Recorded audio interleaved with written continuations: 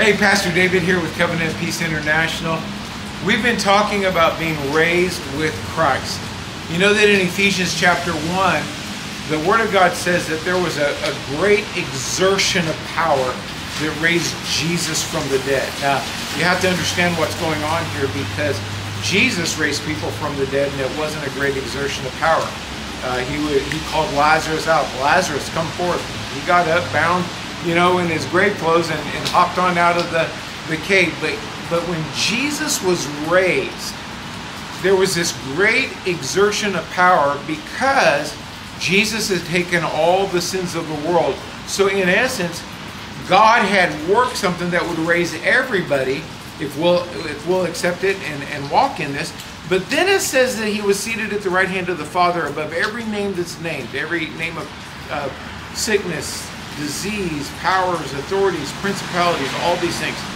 And then it comes down and says that he raised us and seated us in him.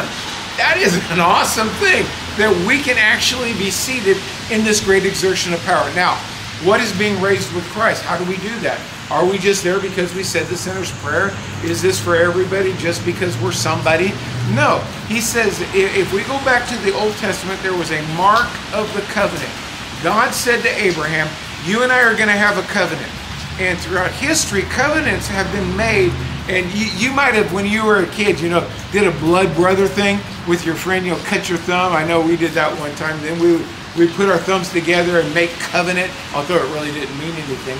But in the Old Testament, this covenant was powerful. And there was a circumcision, what we understand as medical circumcision, that was done with Abraham. But then we come into the New Testament, and there's a circumcision of our heart, which is created in baptism. This is why we're having a baptismal service on Resurrection Sunday, Easter Sunday this year, is because there is such a power of burying that old man, coming into covenant with God, to walk in the power of God.